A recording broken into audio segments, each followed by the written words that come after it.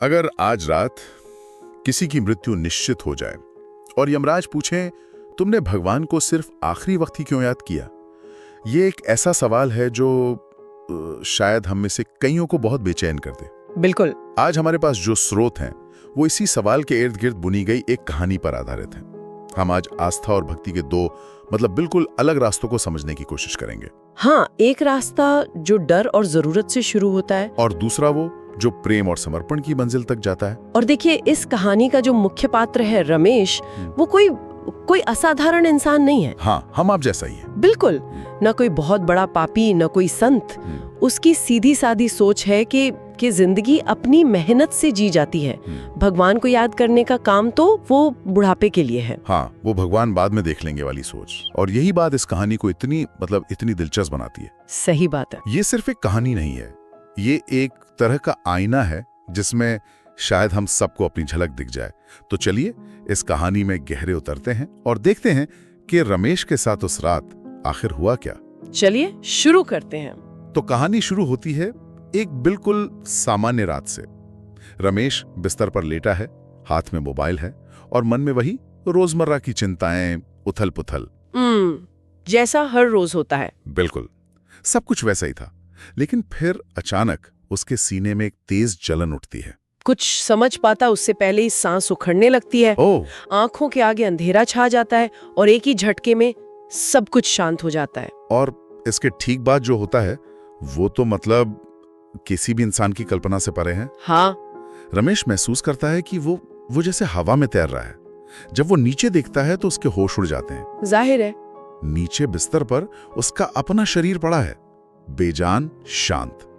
ये देखकर तो उसकी रूह ही कांप जाती है। वो घबरा जाता है, उसे समझ नहीं आता कि ये हो क्या रहा है। स्वाभाविक है, ये एक ऐसा अनुभव है जिसकी कोई तैयारी नहीं कर सकता। बिल्कुल, और ये एक बहुत ही डरावना अनुभव है।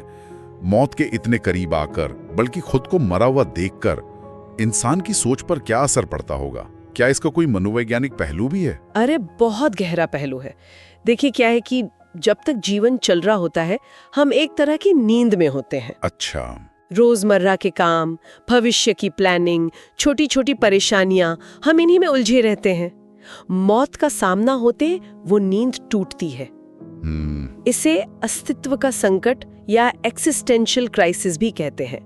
पहली बार इंसान को ये एहसास होता है कि उसकी पहचान, उसका पैसा, उसके रिश्ते, सब कुछ कितना अस्थायी है। सही। रमेश का डर सिर्फ मरने का डर नहीं है, बल्कि ये एहसास होने का डर है कि उसने अपनी जिंदगी जी कैसे, उसने किन चीजों को प्राथमिकता दी।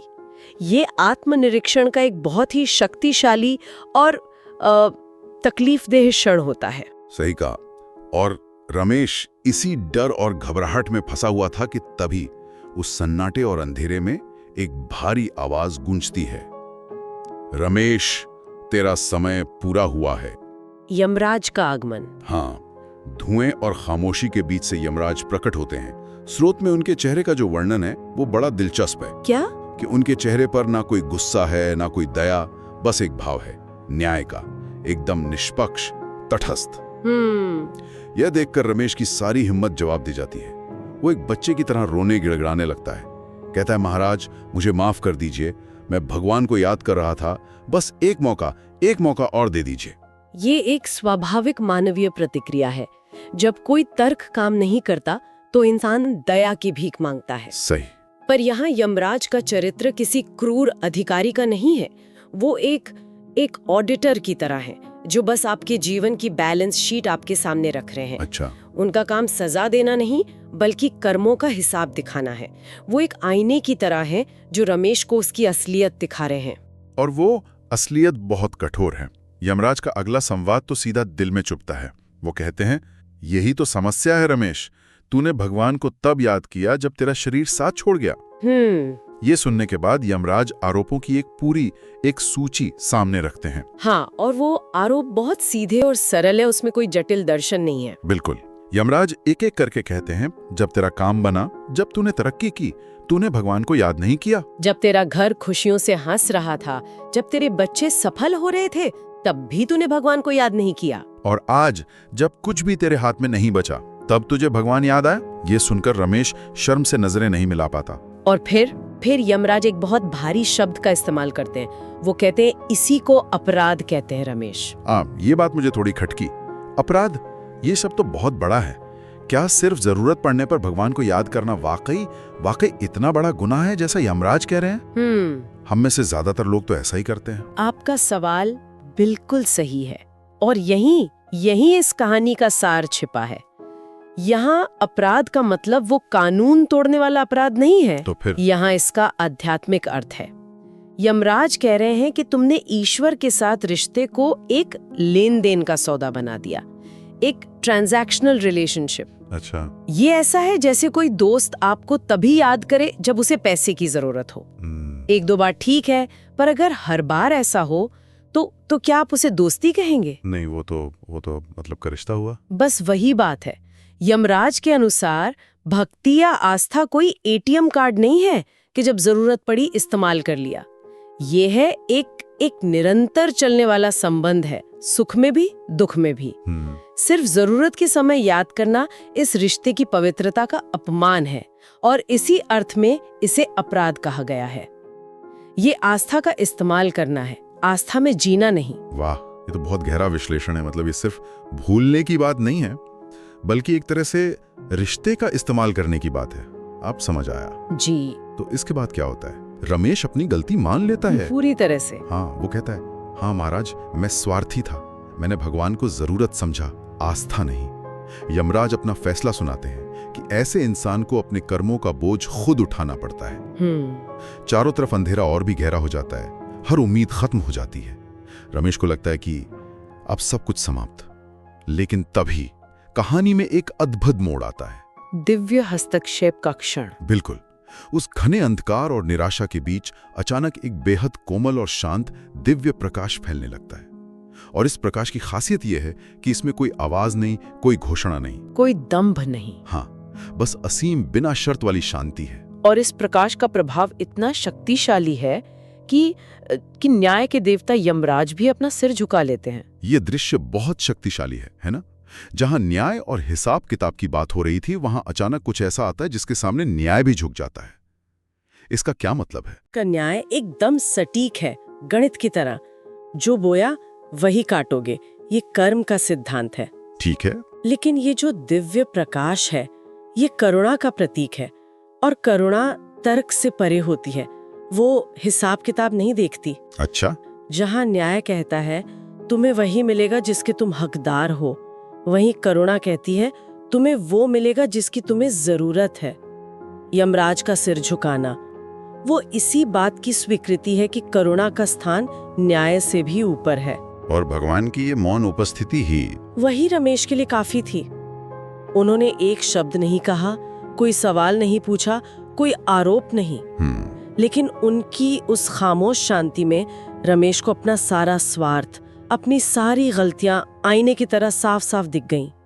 वो फूट फूट कर रो पड़ा और बस इतना कह पाया, प्रभु आप कुछ मत कहिए, मुझे सब समझ आ गया। देखिए, यही न्याय और करुणा का फर्क है। यमराज के शब्द चुभ रहे थे क्योंकि वो सच थे जी, लेकिन भगवान की चुप्पी ज्यादा असरदार थी जी, क्योंकि उसमें जजमेंट नहीं था, सिर्फ एक समझ थी। सही। उन्होंने रमेश को खुद अपनी गलती का एहसास करने का मौका दिया, बिना उसे दोषी ठहराए। और तब उस गहरी खामोशी के बाद भगवान बहुत ही कोमल आवाज में सिर्फ एक वाक्य कहते हैं, और यही वाक्य इस पूरी बातचीत का केंद्र है। जी।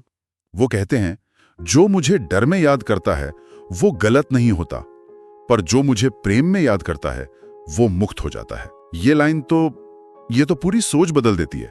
मुझे हमेशा लगता था कि किसी भी तरह से भगवान को याद करना काफी होता है, पर यहाँ तो कैसे याद करते हैं इस पर जोर दिया जा रहा है। आपने बिल्कुल सही बात पकड़ी। ये वाक्य अद्भुत है क्योंकि ये किसी भी चीज को खारिज नहीं करता। मतलब भगवान ये नहीं कह रहे हैं कि डर से की गई प्रार्थना व्यर्थ है या गलत है। वो स्वीकार कर रहे हैं कि डरना और मुसीबत में मदद के लिए पुकारना वो इंसान का स्वभाव है, वो उसे गलत नहीं ठहरा रहे। तो फिर दोनों में फर्क क्या हुआ? फर्क है परिणाम का। जो डर में याद करता है उसे संकट से बचाव मिल सकता है, हो सकता है उसकी मुश्किल हल हो जाए। लेकिन जो प्रेम में याद करता है उसे सिर्फ मुश्किल से नहीं बल्कि इस पूरे जीवन मृत्यु के चक्र से ही मुक्ति मिल जाती है। डर आपको अस्थायी राहत दिला सकता है, पर प्रेम आपको स्थायी स्वतंत्रता देता है। बचाव और मुक्ति में यही फर्क है। एक जरूरत पर आधारित है, दूसरा स्वरूप पर आधारित है। वाह, मतलब डर से की गई प्रार्थना एक इमरजेंसी एग्जिट की तरह है, लेकिन प्रेम से की गई भक्ति वो घर पहुंचने जैसा है। क्या खूबसूरत तरीके से कहा आपने। बिल्कुल यही बात है। भगवान के इस एक वाक्य के बाद सब कुछ बदल जाता है। यमराज अपना फैसला बदलते हुए कहते हैं, इसे दंड नहीं, एक अवसर दिया जाएगा। और वो इस अवसर का उद्देश्य भी साफ करते हैं, ताकि ये डर से नहीं भक्ति से जिए। यानी उसे सुधरने का, अपने दृष्टिकोण को बदलने का एक मौका दिया जा रहा है। और फिर एक झटके से रमेश की आंख खुलती है। वो वापस अपने बिस्तर पर है, अपने शरीर में। उसका सीना एकदम शांत है, सांसें सामान्य चल रही हैं और खिड़की से सुबह के सूरज की पहली किरणें अंदर आ रही हैं। वो जिंदा है। उसे दूसरा जीवन मिला है। लेकिन ये सिर्फ जीवन में वापसी नहीं थी, ये एक इंसान का पूरा काया पलट था। हाँ। उस दिन के बाद रमेश ने भगवान को कभी किसी जरूरत या मांग के लिए नहीं पुकारा। उसका नजरिया हमेशा के लिए बदल गया। अब वो पूजा पाठ या प्रार्थना किसी चीज को पाने के लिए नहीं करता था। उसका पूरा भाव, उसकी पूरी भक्ति बस एक वाक्य में सिमट गई थी, मैं आपको इसलिए याद करता हूं क्योंकि आप हैं। ये बहुत बड़ा बदलाव है। ये मुझे कुछ चाहिए से आप है, यही काफी है तक का सफर है। सही। उसकी प्रार्थना स्व केंद्रित से ईश्वर केंद्रित हो गई। भक्ति अब उसके लिए कोई जरूरत नहीं रही, बल्कि उसके अस्तित्व का, उसकी सांसों का हिस्सा बन गई, एक उत्सव बन गई। तो क्या ये बदलाव सिर्फ मौत के डर की वजह से आया कि दोबारा यमराज से सामना ना हो, या वो भगवान की करुणा से प्रभावित हुआ था? मेरे विचार में शुरुआत शायद डर से हुई हो, लेकिन जो स्थायी परिवर्तन आया वो प्रेम और कृतज्ञता की अनुभूति से आया। अच्छा। उसने न्याय का कठोर रूप भी देखा और करुणा का असीम रूप भी।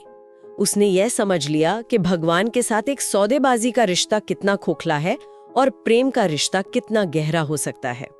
उसका बदलाव बाहरी दबाव से नहीं बल्कि अंदरूनी समझ से आया था। बिल्कुल।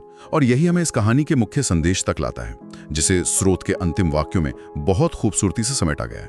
भगवान को आखिरी वक्त पर नहीं, हर वक्त याद कीजिए। और इसके बाद की जो अंतिम पंक्ति है वो तो इस पूरे विचार को एक असाधारण शिखर पर ले जाती है। कौन सी? वो कहती है, क्योंकि यमराज कारण पूछते हैं और भगवान कारण नहीं पूछते। ये सच में बहुत मार्मिक अंत है ना? यमराज का न्याय तर्क पर आधारित है। वो आपसे आपकी भक्ति का कारण पूछेंगे। क्यों याद किया, क्या स्वार्थ था, क्या लेन देन था, उनका काम ही कारण खोजना है। लेकिन ईश्वर का प्रेम वो बिना शर्त है।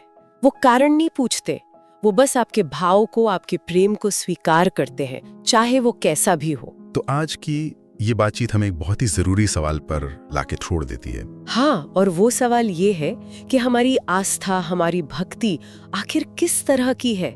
क्या ये केवल एक भावना है जो संकट में या जरूरत के समय पैदा होती है, या ये एक सचेत प्रयास है, कॉन्शियस प्रैक्टिस है, जिसे हमें जीवन के हर पल में, अच्छे और बुरे दोनों में लगातार सींचना और विकसित करना पड़ता है?